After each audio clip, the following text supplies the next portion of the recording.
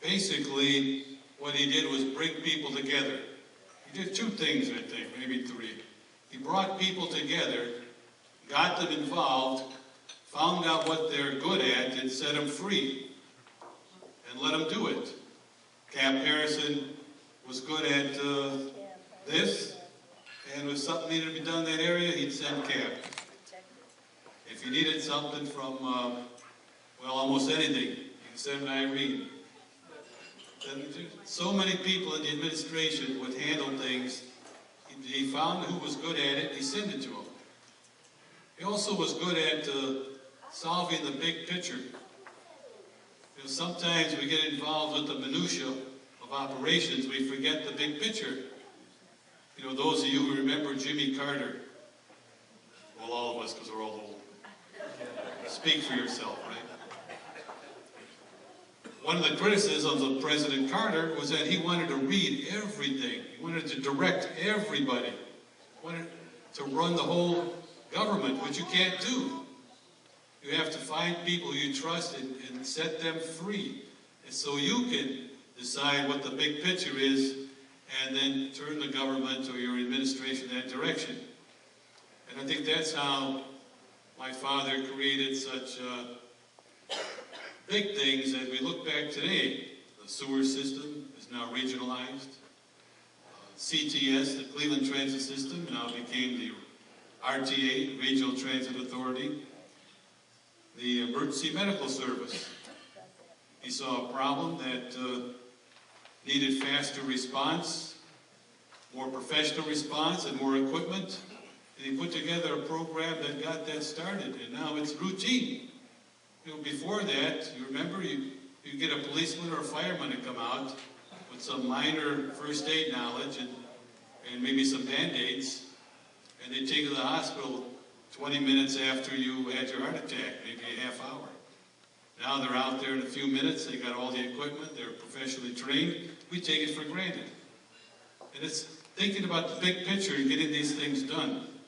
Even something as dumb as, so we'll skip that one. I might not skip it, but even something as dumb as the floating hotels. You know, back in whatever year it was, 72, 74, 72, my father was promoting Cleveland relentlessly. And he tried to get the, I believe it was the Republican National Convention here in Cleveland. After all, he was the mayor. It was a strong ethnic area. And of course, you always want to win Ohio. So it was good to have the convention here. But unfortunately, we didn't qualify because we were 500 or 1,000 hotel units short.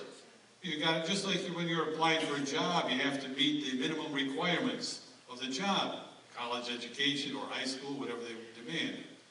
So you need to have 25,000 hotel rooms, I don't know what the number is, within a certain radius, say 50 miles. But we were 1,000 short.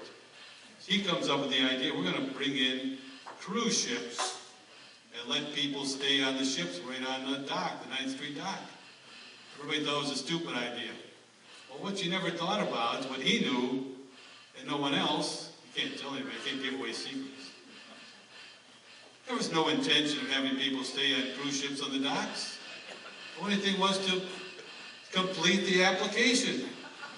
And if we won, well, we'll extend it 50 miles, we'll go out to 55 or 60 miles. That's all. We'll bus them in. So it was a big idea to get the job done. Everybody else just plain gave up. And I think that was part of the problem. Many people had a negative approach, and they would poo-poo the idea. I guess it has a meaning, poo-poo, I'm not sure what. They would poo-poo the idea. I must like saying that. And bring out all that negativity and give it a hard time. Just like the Jetport in the lake. There's that one song about Cleveland on the go. Cleveland's great, we're going to go somewhere. You can't go anywhere unless you're a major transportation hub. Unless you can attract people coming to your town. They're not going to come here unless you have a major airport. So he knew that we were landlocked. We couldn't expand Hopkins to what you needed to be. So he come up with the idea of setting a jetport in the lake. A great idea. All kinds of development. And of course, the negative people didn't go along with the idea. And even though it might have been technically difficult to build, things get done because you have great vision. And I think if people would have gone along, we could have maybe gone that route and attracted international travel.